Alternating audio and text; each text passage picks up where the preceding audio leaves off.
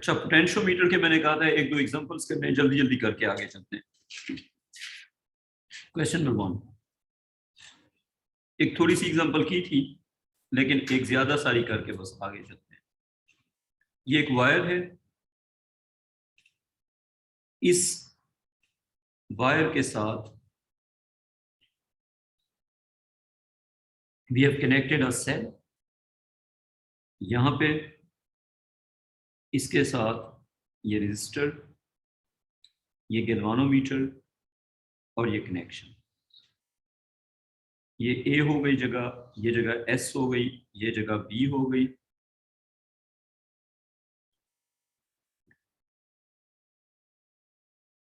ये capital E हो गया, स्मॉलर आर हो गया, और इस क्वेश्चन में आपको वोल्ट मीटर यहां पे लगा के दिया,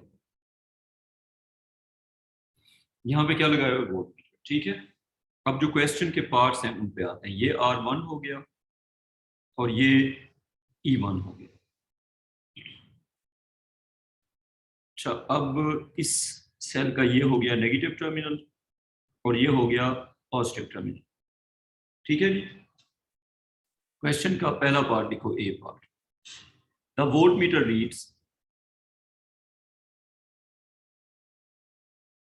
the voltmeter reads 20 volt. What is represented by this 20 volt? बेटा वोल्ट मीटर रीड करता है 20 वोल्ट, तो आपने बताना है कि ये 20 वोल्ट क्या रिप्रेजेंट कर रहा है। ये सेल की वोल्टेज है या वायर की वोल्टेज है? ये वायर की वोल्टेज है। और एग्जामिनर आपको कंफ्यूज करेगा, जहां मर्जी लगा दो फर्क नहीं पड़ता, रीड किस पे करेगा? लोड पे ही करेगा। तो लिखो volt meter reading is always TPD. Volt meter reading is always TPD, and in this example this TPD will be 20 volt. तो क्या मैं कह सकता हूं कि 20 वोल्ट रिप्रेजेंट करेगा voltage across A B? Yes और नो? देखिए, voltage across A B is equal to 20 volt. Done. अच्छा, क्वेश्चन का बी पार्ट लिखो। क्वेश्चन के बी पार्ट में उसने E1 की ड्राइंग बनाई है, उसका नेगेटिव टर्मिनल बना दिया और पॉजिटिव टर्मिनल बना दिया, और उसने E1 का करंट दिखा दिया। E1 में से करंट का फ्लो है I1 और डायरेक्शन ये है। इसको उसने कहा हुआ है फिगर 1 और इसको उसने कहा हुआ है figure 2। Figure 2 shows direction of current. Figure 2 shows direction of current through E1. Figure 2 क्या शो कर रही है? करंट की डायरेक्शन E1 में से। व्हाट इज, इस क्वेश्चन का फर्स्ट पार्ट लिखो, what is comparison of E1 and VAS? What is comparison of E1 and VAS? क्या आप मुझे बताएंगे VAS कहां से लेके कहां तक होगा? VAS होगा यहां से लेके, VAS होगा यहां से लेके यहां। This is your VAS। Dania कोई कंफ्यूजन है? करंट का फ्लो क्या बता रहे हैं? VAS बड़ा होगा या E1 बड़ा होगा? सोचो और बताओ। करंट का फ्लो क्या बता रहे हैं? VAS बड़ा होगा या E1 बड़ा होगा? खुशी बेटा आप बताएं। करंट का फ्लो ये बता रहे हैं कि E1 बड़ा होगा। बेटा आप सही बता रहे हैं, वेरी गुड। देखो ये A, ये S और ये हो गया B। अब करंट का जो फ्लो है वो है ये R1, ये आपका हो गया इधर से E1, और करंट का जो फ्लो है वो है, अगर हम करंट के फ्लो को फॉलो करते हैं, ये है ये करंट का फ्लो, करंट है I1 और उसका फ्लो है इस डायरेक्शन में, ये I1, ये I1, ये I1, और फ्लो किस तरफ कर रहा है, इस डायरेक्शन में। तो AS के अक्रॉस जो वोल्टेज होगी दैट वुड बी VAS।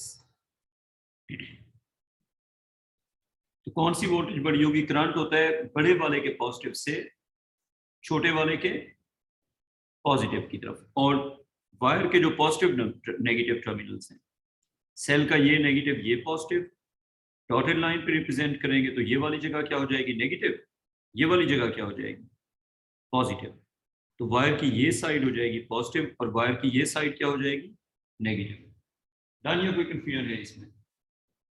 तो उस हिसाब से अगर देखा जाए तो ये वाली साइड हो जाएगी पॉजिटिव और ये वाली साइड हो जाएगी नेगेटिव। करंट होगा E1 के पॉजिटिव से वायर के पॉजिटिव की तरफ से। डन। तो हमने क्या कंक्लूड किया कि E1 will be greater than VAS। अच्छा, क्वेश्चन का लिखें second part, what should be done to make the current zero? What should be done to? Sir, VAS is equal to E1. वो तो ठीक है, लेकिन किस तरह से, मेथड नहीं बताएंगे? Sir, length. I10 नहीं, बैटरी को चेंज नहीं करनी विद Sir, length. हाँ बेटा, लेंथ को एक मिनट पहले पूरा सवाल लिख लें। Without changing E1। तो बेटा E1 को चेंज किए बगैर करंट को जीरो करने का क्या मेथड होगा? AS को बढ़ाएंगे या कम करेंगे? एग्जैक्ट बताना पड़ेगा ना। E1 जो है वो VAS से क्या था, बड़ा था, तो आपको AS को और क्या करना पड़ेगा, बढ़ाना पड़ेगा। तो AS को हमें बढ़ाना पड़ेगा। तो S को राइट में मूव करेंगे लेफ्ट? राइट में sir. Move S towards right until I1 becomes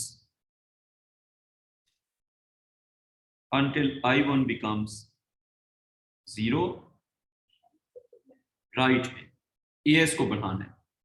AS कम था ना, अगर कम होगा तो उसको ज्यादा नहीं करेंगे बेटा, कम होगा तो ज्यादा करेंगे ना। तो देखिए, move S towards right until I1 becomes 0 and VAS becomes equal to E1। कोई कंफ्यूजन यहां तक? Done, understood, clear? चलें, क्वेश्चन का थर्ड पार्ट लिखो। I1 becomes 0, I1 becomes 0 when AS was 70 centimeter, AB was 100 centimeter, voltmeter reading was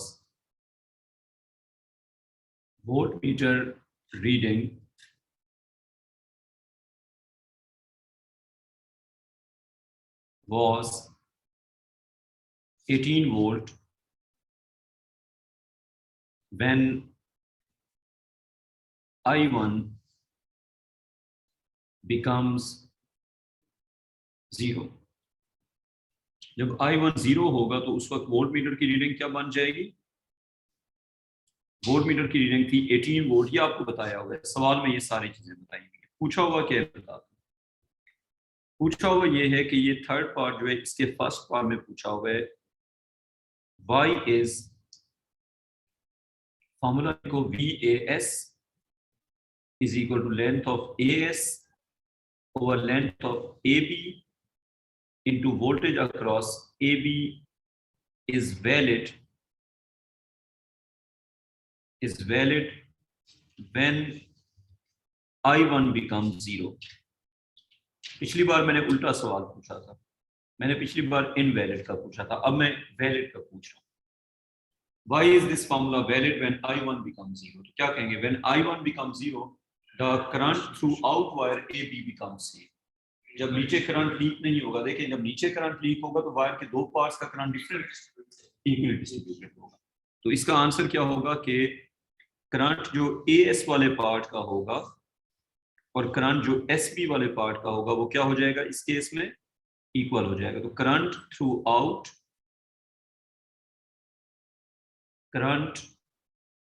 throughout the wire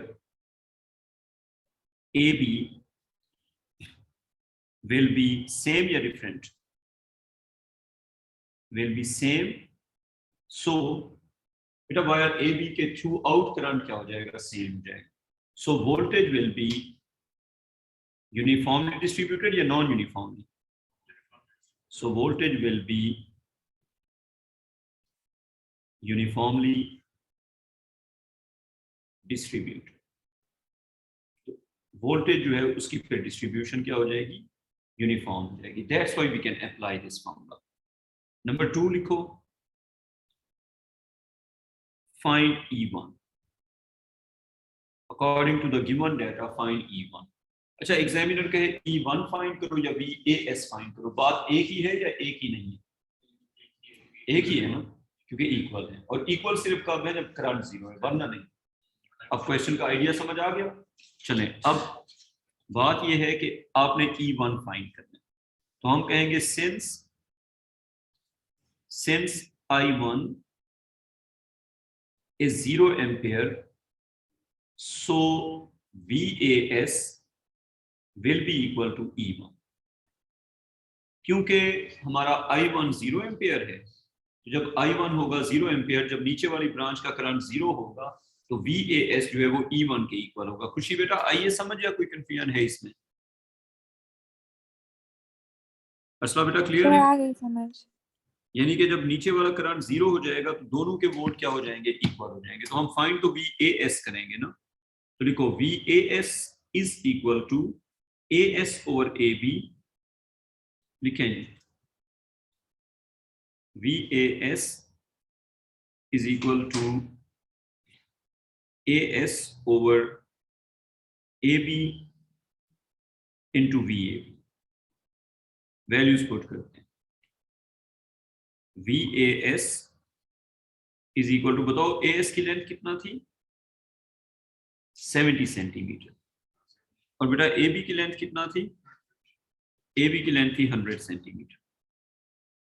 और AB के cross voltage कितना है? वोल्ट मीटर की रीडिंग बताओ। Voltmeter reading was 18 volt. तो ये बन जाएगा, बताओ जी answer. 12.6 volt is the value of E1। तो लिखो E1 is equal to VAS is equal to 12.6 और ये वोल्ट। क्वेश्चन का आखिरी पार्ट, थर्ड पार्ट लिखो। क्वेश्चन का आखिरी पार्ट, थर्ड पार्ट लिखो। लिखो what will be potential difference across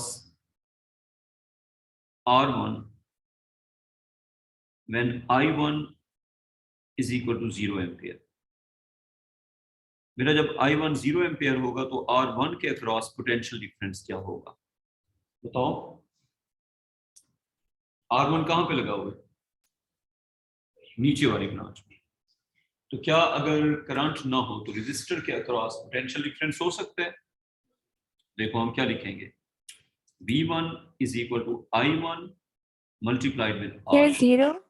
जी बेटा, तो 0 एम्पियर मल्टीप्लाइड विद R1, तो ये कितना आ जाएगा? 0 वोल्ट। तो बेटा V1 जो है वो 0 वोल्ट हो जाएगा क्योंकि current 0। We are done with this concept, potentiometer खत्म। कोई कंफ्यूजन? अगली हेडिंग लिखो। लिखो Kirchhoff's voltage and Kirchhoff's current law. होता किरचॉफ है, लेकिन किरचॉफ ब्रिटिश में आई थिंक किरचॉफ पढ़ते हैं और अमेरिकन किरचॉफ पढ़ते हैं, but it's up to you. Kirchhoff भी पढ़ते हैं, किरचॉफ भी पढ़ते हैं, बट कॉमन किरचॉफ है। अच्छा जी, लिखें पाकिस्तानी लोग इसको जनरली किरचॉफ ही पढ़ते हैं, ये तुम सही कह रहे हो। Kirchhoff's voltage and current law, जो मर्जी पढ़ो, लॉ पे कोई फर्क नहीं। Kirchhoff's voltage law and Kirchhoff's current law. Law पढ़ने से पहले हमने थोड़ी बेसिक बेसिक चीजें देखनी है। लिखो प्रिंसिपल ऑफ करंट,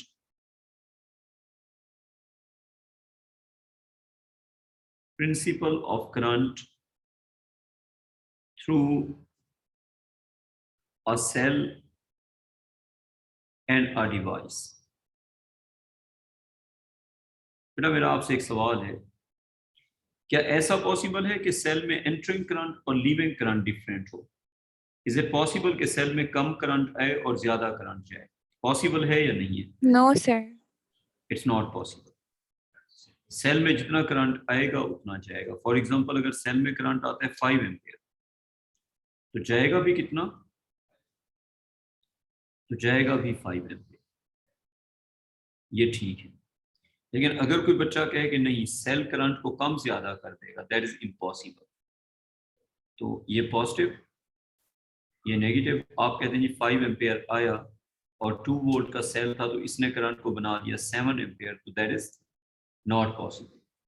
सेल का करंट 2 वे हो सकता है या सिर्फ 1 वे होगा? सेल का करंट 2 वे हो सकता है। ऐसा भी हो सकता है कि 5 एम्पियर इधर से जाए और किस तरफ जाए? इस तरफ चला जाए। तो एक सेल जो है वो क्या हो रहा है? चार्ज। और एक सेल क्या हो रहा है? यूज हो रहा है। तो चार्ज कौन सा हो रहा है, यूज कौन सा हो रहा है? ये वाला सेल बीइंग, बताओ, बीइंग चार्ज, यानी कि वो सेल एनर्जी स्टोर कर रहा है और ये वाला सेल एनर्जी डिलीवर कर रहा है। तो करंट का फ्लो हमेशा बताएगा कि सेल चार्ज हो रहा है या सेल यूज हो रहा है। कोई कंफ्यूजन? तो लिखो करंट एंटरिंग अ डिवाइस और अ cell will always be equal to current leaving the device or the cell। समझिए ये बात, जितना करंट आएगा उतना करंट जाएगा। Current entering a cell or a device will always be same as current leaving a cell or a device। तो जितना current आएगा उतना करंट जाएगा। लिखो rule for electric potential. Electric potential के लिए हम क्या रूल फॉलो करेंगे डिवाइसेस के लिए या सो ऑन? इलेक्ट्रिक पोटेंशियल के लिए हम ये रूल फॉलो करेंगे कि अगर हम जा रहे हैं पॉजिटिव से नेगेटिव के टुवर्ड्स, पॉजिटिव से नेगेटिव के टुवर्ड्स जाते हुए वोल्टेज सब्ट्रैक्ट होगी। वोल्टेज क्या होगी? सब्ट्रैक्ट होगी। तो अगर आप पॉजिटिव टू नेगेटिव जाएंगे तो वोल्टेज होगी सब्ट्रैक्ट। मैं समझाऊंगा मैं क्या कहना चाह रहा हूं। और अगर आप जाएंगे नेगेटिव से पॉजिटिव के टुवर्ड्स, तो फिर वोल्टेज क्या होगी? Voltage will be added. ये प्रिंसिपल समझने के लिए फर्ज करें हमारे पास एक सेल है। इस सेल के इस तरफ आपको वोल्टेज दी हुई है V1, सेल की ईएमएफ है E। आपसे पूछते हैं बताओ इधर कितना वोल्टेज होगी? तो are you moving from positive to negative और नेगेटिव टू पॉजिटिव?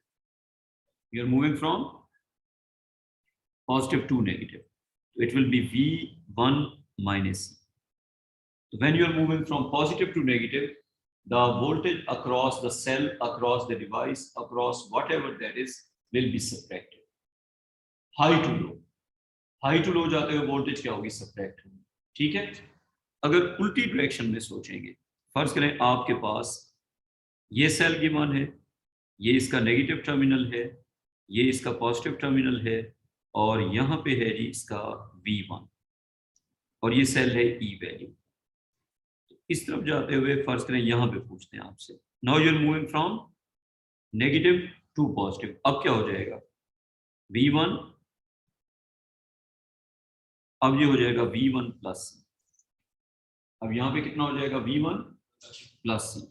और एक और बात, अगर डिवाइसेस की बात करते हैं, डिवाइसेस का प्लस माइनस कैसे होता है, लिखो for a resistor signs will depend on the current. For a resistor, signs will depend on the current. बेटा रेजिस्टर्स के अंदर साइन किस पे डिपेंड करेंगे, करंट पे डिपेंड करेंगे। तो ये ऐसे चलेगा कि फर्ज करें ये एक रेजिस्टर है, इस रेजिस्टर में से जहां से करंट एंटर होगा that side will be positive, जहां से करंट लीव करेगा that side will be negative. तो हम कहेंगे end of the resistor through which the current will enter will be the positive side and the end of the resistor through which the current is leaving will be the negative side. So for a resistor,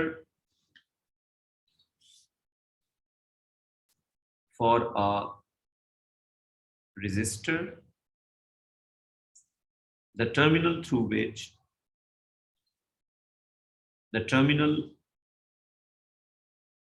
or end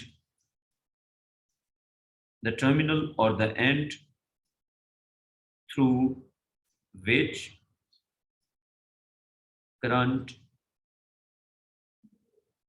enters will be positive, and the one through which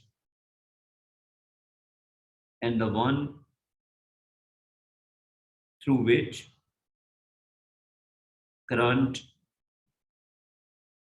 leaves will be negative. अब ये apply कैसे होगा, फर्ज करें जी आपके पास एक resistor है, ये वाला रेजिस्टर, इसमें से करंट जा रहे I और रेजिस्टर की वैल्यू है R, ठीक है। आपको कहते हैं जी यहाँ पे वोल्टेज है, V1, तो इन टर्म्स ऑफ V1 बताओ यहाँ पे क्या वोल्टेज हो। तो मुझे बताएं रेजिस्टर के अक्रॉस पोटेंशियल डिफरेंस कितना होगा। Potential difference across the resistor will be IR होगा ना बेटा, रेजिस्टर पे क्या होगा पोटेंशियल डिफरेंस IR। अब मेरी बात सुने, अगर यहाँ पे वोल्टेज है V1 तो इस पॉइंट पे क्या वोल्टेज होगी। पहला स्टेप, रेजिस्टर में जहां से करंट एंटर होगा वो साइड होगी पॉजिटिव। हाँ मैं लिख रहा हूँ, रेजिस्टर में जहां से करंट एंटर होगा वो साइड क्या होगी पॉजिटिव, और जहां से करंट लीव करेगा वो साइड क्या होगी नेगेटिव। तो मुझे बताओ V1 के अंदर ये IR ऐड होगा या सब्ट्रैक्ट होगा। V1 के अंदर ये IR क्या होगा सब्ट्रैक्ट होगा। तो यहाँ पे बन जाएगा V1 और माइनस IR। तो पॉजिटिव टू नेगेटिव जाते हुए क्या करेंगे सब्ट्रैक्ट, और करंट का फ्लो डिसाइड करेगा रेजिस्टर का पॉजिटिव या रेजिस्टर का नेगेटिव। लेट्स सपोज अगर ये वाला रेजिस्टर है, ये है R, इसमें करंट का फ्लो इस तरफ है, करंट अब इस तरफ जा रहे हैं। आपसे कहते हैं जी बताओ ये अगर V1 है तो यहाँ पे कितने वोल्टेज हो। सवाल समझ आ गया। दोनों क्वेश्चन में क्या डिफरेंस आ रहा है, करंट के फ्लो का डिफरेंस।